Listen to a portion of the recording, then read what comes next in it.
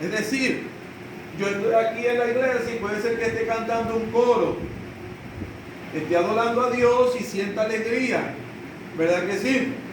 Pero puede ser que saliendo de la iglesia ocurrió algo que no fue muy agradable y yo me haya sentido molesto. Y tal vez alguno me podría decir, no, pero usted no estaba alegre en la iglesia. Sí, pero es natural que esta situación a la que estoy enfrentando ahora me cause un poco de molestia. Eso no es malo, ¿sí? La Biblia dice, iraos, pero no pequéis. Entonces, quiere decir que la alegría tiene más, o sea, tiene que ver mucho con las circunstancias que se están viviendo en un momento determinado. ¿Sí? No podemos tampoco quitarla del lugar. Usted no va a estar con una sonrisa así en un velorio porque usted dice que tiene gozo. Sí, Jesucristo estaba ya en el velorio de su amigo Lázaro y Jesucristo lloró. El Señor lloró, ¿verdad que sí? Y imagínense que Jesucristo hubiera estado con una sonrisa de oreja a oreja caminando entre las personas y las personas, ¿por qué usted está riendo? No, bueno, porque yo soy el Hijo de Dios y yo tengo que estar gozoso. No. Sí, cada sentimiento tiene su lugar, tiene su ubicación. Es decir, que si hay un momento en que tenemos que estar tristes, bueno, no es malo estar triste siempre y cuando esa tristeza no arrebate el gozo que hay en nuestro corazón. ¿Sí? ¿Podemos sentir molestia? Sí, claro que sí podemos sentir molestia. Siempre y cuando esa molestia no pase del grado que debe de pasar, bueno, está bien, es permitido. Tiene que suceder. ¿Sí? ¿Cómo nosotros vamos a lo mejor a veces corregir ciertas cosas sin tener vamos a decirlo así, un aspecto de, hay momentos que nuestros hijos necesitan ver en nosotros una molestia, ¿verdad que sí?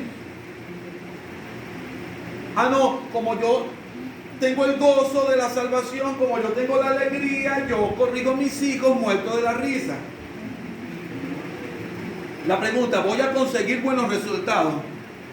No, hay momentos en que yo tengo que mostrar molestia a mis hijos. ¿Por qué? Porque es el sentimiento que cabe a la acción que ellos acaban de hacer, valga la redundancia, ¿sí?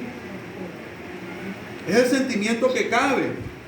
Ellos se portaron mal, me desobedecieron y yo estoy sonriente. No, eso no cabe allí. Tengo que tener rostro molesto, tengo que tener una palabra de molestia para que ellos puedan entender que lo que hicieron está mal.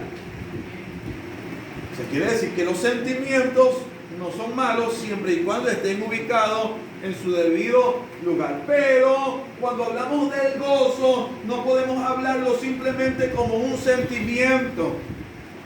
Vuelvo y repito, el mismo apóstol Pablo en el libro de Gálatas lo ubica como un fruto del Espíritu. O sea, quiere decir que el gozo, el Señor también lo pone como algo que no tiene que ver simplemente con lo físico, sino con algo espiritual. Recuérdese que hay cosas, términos y asuntos que nosotros tenemos que hablar desde el punto de vista cristiano. Somos seres espirituales, deberíamos serlo. ¿Sí? La palabra espiritual en el vocablo griego es neumaticón. ¿Sí? La palabra neuma, usted sabe que es aire. ¿Sí? O sea, cuando usted ve un neumático por ahí que es un caucho que está lleno de aire, ¿verdad que sí?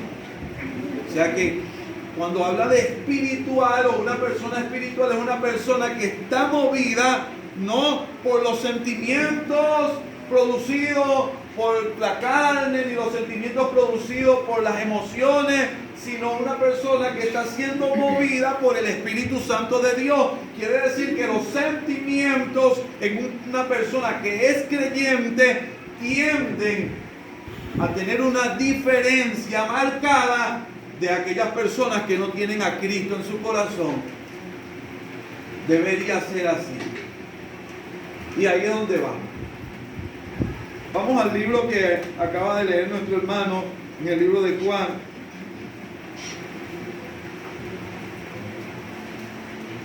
La tristeza se convertirá en gozo. Los discípulos tenían un tiempo caminando con Cristo. Estamos en el 16 de Juan. Tenían un tiempo caminando con Cristo, habían experimentado a Cristo desde un punto de vista humano. El mismo Juan lo dice, lo que vimos, lo que palpamos, porque el verbo de vida se hizo carne. Ellos estaban tocando a Cristo como hombre. Había un gozo, había una alegría, había un regocijo mientras que estaban con Cristo. Jesucristo mismo trató de explicarlo como aquellas personas que están de boda. ¿Sí? Que mientras que hay boda, hay un gozo y una alegría, y que mientras que el esposo estaba con ellos se iban a alegrar. Había alegría, había un motivo para la alegría. Ellos estuvieron con Cristo y caminaron con Cristo.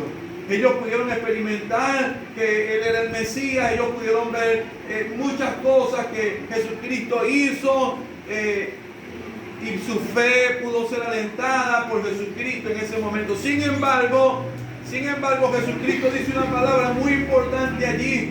Jesucristo le dice, pero me volveré a ver, hablando anteriormente de que Él sería quitado y se entristecerían y tendrían un momento difícil que ellos tendrían que pasar. Pero Jesucristo le dice, y me volveréis a ver.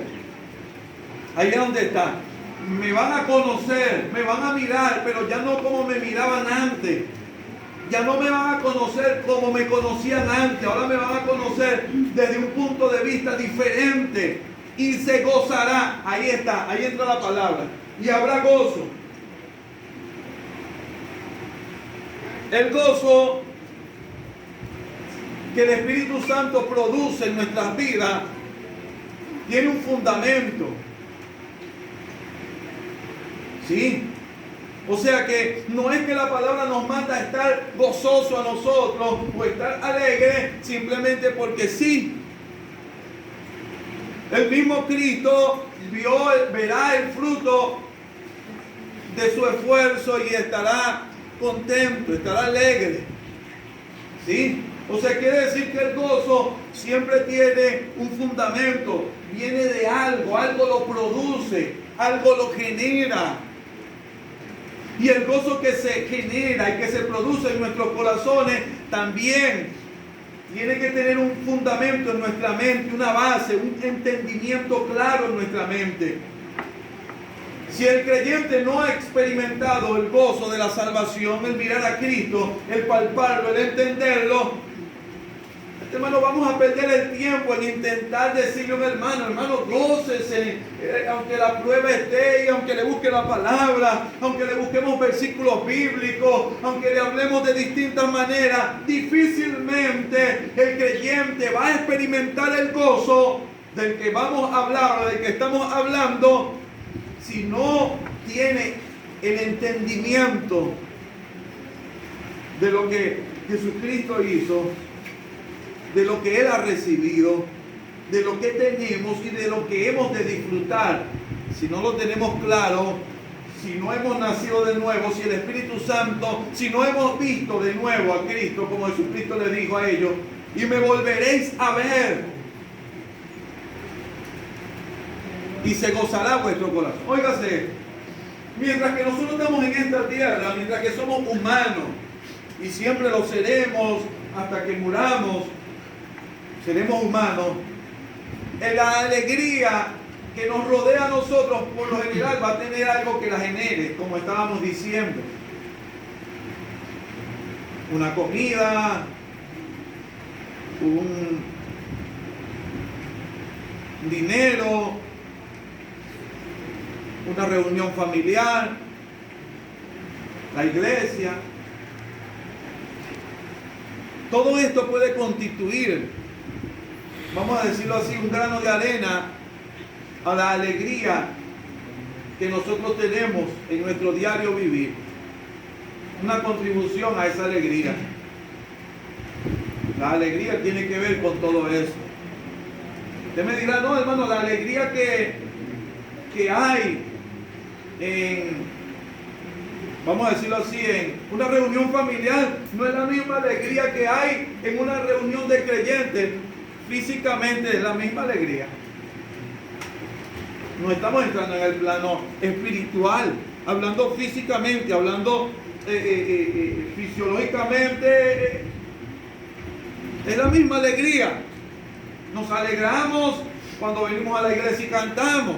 Nos alegramos cuando nos reunimos con la familia. Nos alegramos cuando recibimos. Es una alegría. Tiene que ver con la misma alegría. ¿Sí? Pero cuando hablamos de gozo, y del gozo en particular que les está hablando Jesucristo allí, no está hablando del gozo simplemente de algo que está sucediendo o que va a suceder, sino de una esperanza que ha venido a nuestras vidas por la muerte y resurrección de nuestro Señor Jesucristo, la cual vamos a guardar en nuestros corazones hasta el último momento de nuestras vidas. Óigase esto, hermano. Nosotros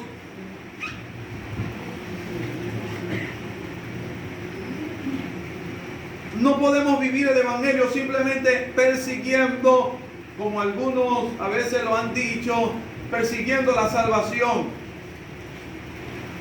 O sea, simplemente como que quiero escapar del infierno y por eso busco a Cristo. Realmente no es de esa manera. Nosotros tenemos que entender lo que Jesucristo hizo. Jesucristo, Hijo de Dios, heredero de todas las cosas, por ser Hijo de Dios, vino al mundo hecho hombre, se hizo carne y vino a esta tierra. Y hay dos figuras con las que el Señor representa esto. Una, habla de nosotros como hermanos de Cristo. Una pregunta, cuando usted es hermano de una persona, usted se hace heredero de lo que esa persona va a recibir, ¿verdad que sí? Y también lo habla como esposa de Cristo. Una pregunta, ¿la esposa hereda lo que hereda su esposo? ¿Verdad que sí? O sea, quiere decir que la venida de Cristo a esta tierra, su muerte, su resurrección, no está hablando simplemente de que venga Dios y nos aparte del fuego del infierno. No, hay una herencia que va más allá. Hay algo, hay un gozo, hay un regocijo, hay algo que Dios tiene preparado para nosotros que escapa a nuestra imaginación. La Biblia dice que cosas que ojo no vio ni oído yo, Dios la está revelando, Dios la ha hablado a nosotros, hijos de Dios. Juan dice, seremos semejantes a Él, porque le veremos tal y como Él es. Estaremos con Dios, disfrutaremos de la vida eterna, disfrutaremos de su gracia, seremos copartícipes con Cristo de su naturaleza. O sea, imaginarnos todo aquello que nosotros hemos recibido por nuestro Señor Jesucristo escaparía a la imaginación de nosotros y aún escaparía a la alegría que nosotros podamos sentir en el momento. Por eso tiene que venir Dios por el Espíritu Santo y depositar el gozo, porque la alegría de nosotros es tan momentánea que es poca cosa. Que nosotros disfrutemos de la salvación con la alegría emocional y física que manifestamos nosotros como seres humanos. Necesitamos un gozo más allá. Necesitamos algo más grande que escapa a nosotros mismos, y es el Espíritu Santo quien viene a nuestras vidas y deposita el gozo en cada uno de nuestros corazones. Amén. Ahora, necesitamos hablar de ese gozo. ¿Por qué? Porque ese gozo es algo vital para la vida del creyente. El que no tiene este gozo, óigase, el que no tiene el gozo de la salvación en su vida, tiene mucho de qué preocuparse. ¿Sí? Porque de alguna forma la salvación en sí misma viene como un kit. La salvación en sí misma trae todo incluido. Aunque no todo lo disfrutemos en el momento, aunque no todo en el momento lo recibamos, la salvación viene con todo. ¿Sí? a la vida del creyente. Cuando la salvación llega a nuestra vida, trae consigo el gozo, trae consigo el amor que Dios derrama en nuestros corazones por el Espíritu Santo, trae la fortaleza para poder vencer, trae la garantía de la salvación al que la recibe. El que recibe la salvación, el que la recibe con fe, tiene la garantía de que Dios estará con él todos los días y hasta el fin del mundo. De que estará con Cristo y que estará en su mano y nadie lo arrebatará de su mano. Recibe todo esto, pero vamos a hablar específicamente ahora del gozo de la salvación. Hasta que no hablé de este tema y no lo analicé, no entendía completamente, a lo mejor, tal vez todavía no lo entiendo, la profundidad que debe tener para nosotros lo que es el gozo de la salvación. Volvemos a tocar un poco para que podamos entrar a esta parte, lo que es la alegría. La alegría humana puede irse, ¿sí? No es malo. O sea, no podemos irnos a algunos extremos.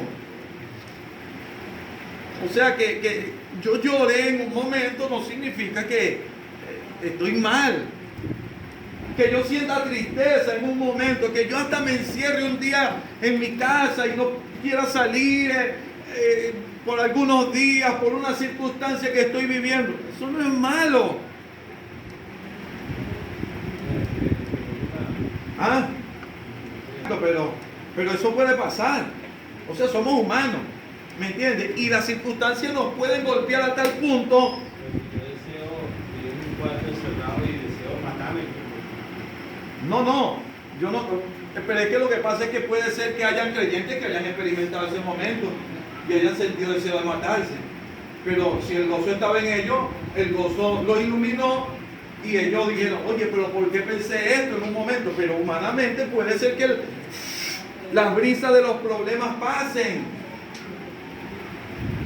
O sea, a veces nosotros pensamos que nuestra embarcación no puede ser golpeada por la turbulencia de la circunstancia humana. Jesucristo mismo, mientras estaba en Getsemaní, necesitó que un ángel lo viniera y lo sustentara. Jesucristo mismo, no podría yo imaginar en este momento su aspecto de agonía. En Lucas lo expresa, que estaba angustiado hasta la muerte, y yendo a sus discípulos diciendo, oren conmigo, oren conmigo. ¿Sí? Humanamente las circunstancias pueden golpear nuestro barco al punto que sintamos que se va a quebrar. ¿Sí?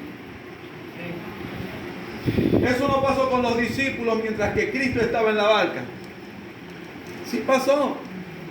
Y ellos tuvieron miedo. Jesucristo los exhortó. Nunca faltará la exhortación de Dios cuando esto pase en nuestras vidas. Que nos dirá, oye, pero ¿cómo tú pudiste pensar eso? Si yo estaba aquí. Óigase, Jesucristo nos exhortó. Y eso lo hablamos en estos días, creo, aquí. Jesucristo no exhortó a los discípulos simplemente porque ustedes tuvieron miedo. ¿Quién no va a tener miedo en medio de una tormenta? Jesucristo no lo estaba exhortando porque tuvieran miedo en medio de la tormenta. Jesucristo los estaba exhortando a ellos porque Él estaba en la barca. Porque Pablo pasó por una tormenta y necesitó de un ángel que viniera y le dijera, tranquilo Pablo, cálmate, no van a perder la vida. Y pasaron 3 días sin ver ni sol, ni luna, ni estrella. Y Pablo no era como estos profetotas de ahorita que diría, ábrete cielo. No pasó. Pablo también pasó por medio de la tormenta. Pablo también pasó por las circunstancias. Pablo me lo imagino también en algún momento jalando las cuerdas y ayudando, ¿verdad que sí? Era humano. Y el Señor, cuando vino el ángel a hablar con él, no se le apareció y le dijo, Pablo, ¿Por qué tuviste ese sentimiento? ¿Por qué? ¿Qué te pasó? ¿Por qué te vi como asustado en medio de la tormenta? No, le digo, tranquilo. En cambio Jesucristo le dijo a los apóstoles, ¿por qué ustedes tienen miedo? ¿Qué es lo que le pasa a ustedes? Jesucristo los está exhortando, no por la tormenta y porque ellos tengan miedo, sino porque Él estaba en el barco, y cuando Él está en el barco no se hunde. Entonces, cuando nuestras circunstancias golpean nuestras vidas y llegan circunstancias a nuestra mente que nos hacen sentir mal, que nos hacen desesperarnos, que nos hacen caer en distintas circunstancias personales, nunca faltará la exhortación de Dios que nos dirá: ¿por qué sentiste eso? ¿Por qué tuviste miedo? ¿Por qué te pasó eso? ¿Por qué pensaste así? Si yo siempre he estado aquí. Pero vamos a sentirlo, sí, vamos a sentirlo, van a pasar pensamientos, van a llegar sentimientos y cosas a nuestras vidas, en mayor grado a unos que otros, sí, pero va a suceder. Pero ahora vamos a tocar el gozo que produce Dios en nuestras vidas, y vamos a tratar de analizarlo de manera que entendamos o que nos analicemos a nosotros mismos si realmente el gozo de la salvación está en nuestras vidas o no está. Vamos a tocar un poquito, ese no es el tema, pero vamos a tocar un poco lo que es el tema de la seguridad de la salvación. Ese no es el tema que vamos a tocar hoy. ¿Sabe que hay dos vertientes? Arminianismo, calvinismo, hay dos corrientes. Pero en estos días hablamos un poquito acerca de ese tema, de que en ambas corrientes hay verdades, ¿sí? En ambas corrientes. En el arminianismo se piensa que la salvación se puede perder por cualquier causa, o que se puede perder por cualquier situación, mientras que en el calvinismo se enseña que el que es sellado en la eternidad con la salvación no puede perderse. No voy a tocar el tema porque el tema es demasiado largo y no se trata, ese no es el tema. Pero sí yo quiero que entendamos algo. ¿Puedo yo tener seguridad de mi salvación? Es la primera pregunta. ¿Puedo tener yo seguridad de mi salvación? Bueno, la respuesta es, según la palabra, sí. Sí puedo tener seguridad de mi salvación, porque realmente mi salvación fue ganada por Cristo en la cruz del Calvario, y no solamente fue ganada por Cristo en la cruz del Calvario, Él es el que aquí en la tierra obra mi salvación. Mi vida está en sus manos y Él es el que se encargará de llevarme desde el punto de partida hasta el punto de llegada. Puedo estar seguro de mi salvación. ¿Produce esto gozo en el alma? Bueno, si estoy salvo, sí.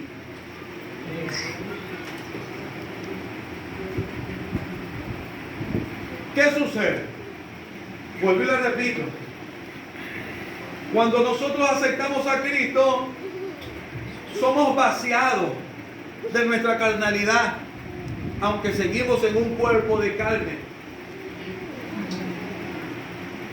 Pero dijimos que la palabra espiritual tiene un significado.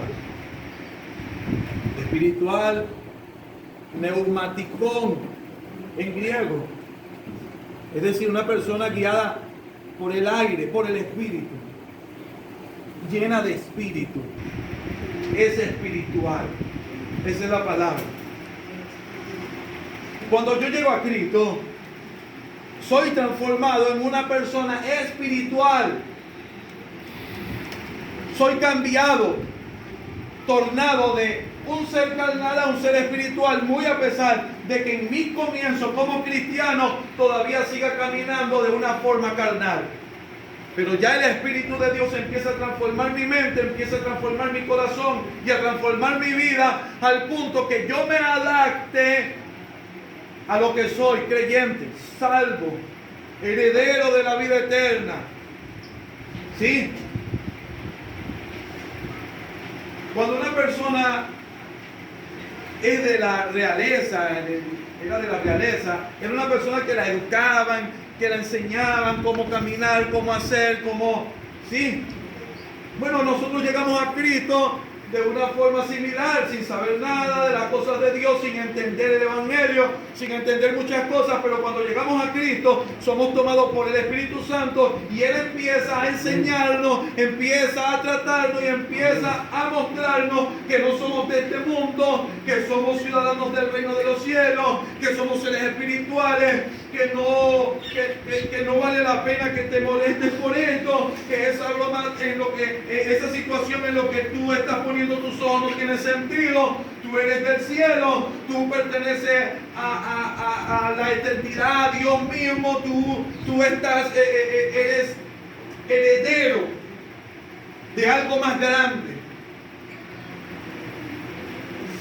que de pronto no lo verás completamente en esta tierra, no importa, pero eres heredero de algo más grande. Entonces, a medida que vamos caminando con el Señor, somos enseñados, somos tratados por Dios, y entonces con el pasar del tiempo ya no vivimos igual, porque nuestra mirada está puesta en las cosas de arriba, donde está sentado Cristo.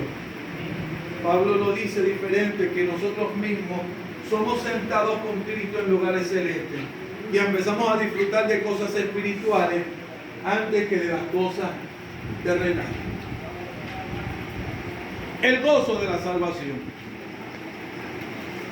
Quiere decir con esto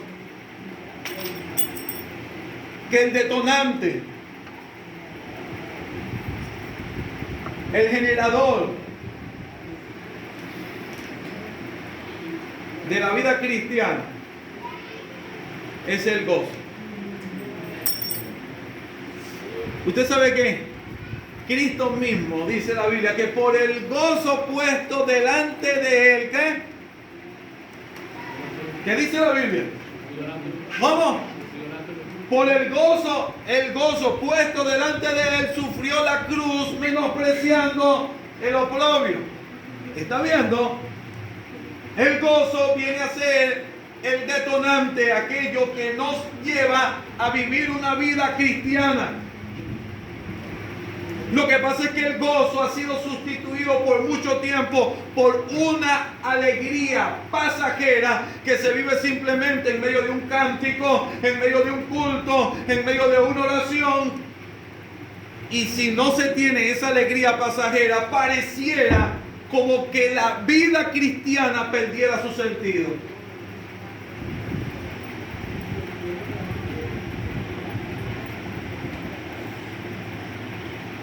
El pastor Richard Grumbrand, cuando fue sometido por los comunistas a muchas torturas y lavado de cerebro, él dice que se le olvidaron los textos bíblicos, se le olvidaron cantidades de cosas que él conocía, pero algo no se le olvidó. Él dice: yo siempre tuve en mi mente que Cristo era mi Salvador.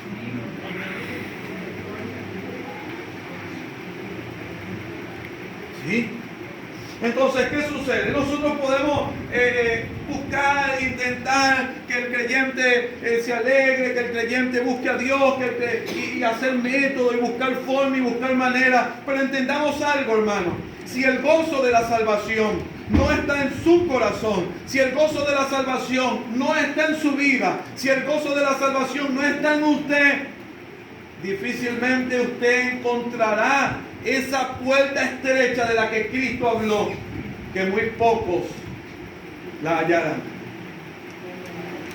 Porque dice la Biblia que el gozo puesto delante de Cristo lo llevó a sufrir la cruz. Quiere decir que el gozo puesto delante de nosotros será aquello que nos motivará a poder entrar por esa puerta que es estrecha y angosta. El evangelio permisivo y liviano de hoy en día que muchos de nosotros estamos viviendo nos dice que no entendemos, que no comprendemos el goce de la salvación, que no entendemos el goce, el disfrute de lo que Dios tiene preparado para cada uno de nosotros. día eso,